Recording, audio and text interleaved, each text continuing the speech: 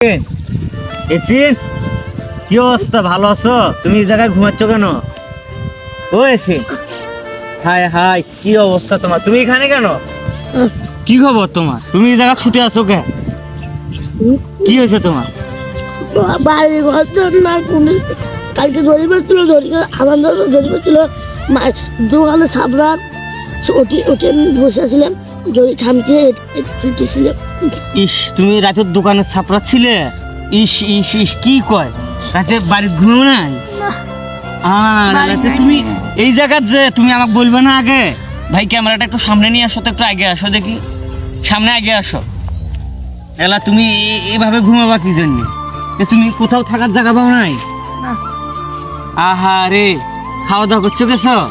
খাওয়া দাওয়া কেনা দিবে খাওয়া দাওয়া করো নাই? ইহি রে, তোমার তো গাটা ঘামেতে এই দুপুর রোদের ভিতরে এই জায়গায় ঘুমায় কেউ? তুমি গাছ পাও নাই কোথাও? নিচে একটা গাছের নিচে যায় ঘুমাও? গাছের নিচে আম পড়বি তার ছোট ছোট ও মানুষ মানে আম পড়বে এটা ওটা বলে, এগুলো থাকতে দেয় না? আহা রে, কি অবস্থা তোমার! আল্লাহ, তুমি এই ভর দুপুর বেলায় কাঁথা কেনা দিছে? কারো বাড়ি থেকে নিয়ে এসছো না রাস্তার পাইছো? রাস্তা? ইস রে, দেখো তো তুমি খাওয়া দাওয়া কিছুই করো নাই? রাতে কোথায় ছিলে? বারান্দা, দোকানের বারান্দা? ও, তাহলে হলো তোমার এখন কি আমি বলি, আমার বলার ভাষা নাই গাইস। দেখেন কতটুকু একটা ছেলে, এই বয়সে এই অবস্থা, বাবা মা না থাকলে যা হয় আর কি। ওর জীবনটা একদম জলে পড়ে যাচ্ছে। আমি দেখো আমার শরীর ভিজে যাচ্ছে যে এই রোদের ভিতর।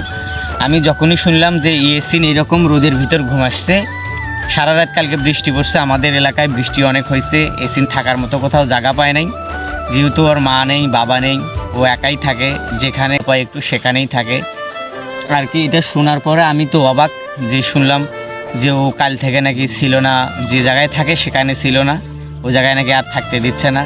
তো আজকে কিছু ছেলে মেয়ে ছিল, তারা বললো যে এসিন অমুক জায়গায়, তা আমি চলে আসলাম ওকে নেওয়ার জন্য। এখন আমি ওকে নিয়ে যাব এখান থেকে, নিয়ে গিয়ে চলো তুমি আমার সাথে চলো, তোমাকে আজকে গাও গোসল ধুয়ে নতুন কাপড় চোপড় কিনে দেবো। ওর আজকে ইচ্ছে, তোমার কি কি লাগবে বলো? কিছুই লাগবে না? ইসিরে ইসিরে ভাই, তুমি এত ভালো কেন রে বলো তো? তোমার কিছুই লাগবে না? হ্যাঁ, তোমার ঈদের জন্য কিছু খাওয়া ইয়েটি করো নাই, কেনাকাটাও তো করো নাই নাকি? গাইজ, আপনারা সাথে থাকবেন। এসিনের আপডেট ভিডিও আমরা এরপর আবার নিয়ে আসবো, নতুন লুকে এসিনকে আপনাদের সামনে আমরা উপস্থাপন করব। আপনারা শুধু এসিনের জন্য দোয়া করবেন, ও যেন ভালোভাবে পড়াশোনা করতে পারে। তোমাকে আমি মাদ্রাসায় ভর্তি করে দেবো, ঠিক আছে? তোমার পড়াশোনার ব্যবস্থা করে দেবো ইনশাআল্লাহ। গাইজ, আপনারা সাপোর্ট করবেন প্লিজ, এসিনকে আমরা যেন একটা ভালো জায়গায় নিয়ে যেতে পারি। তোমাকে যদি পড়াশোনা করা লাগবে, পড়াশোনা করবে তো?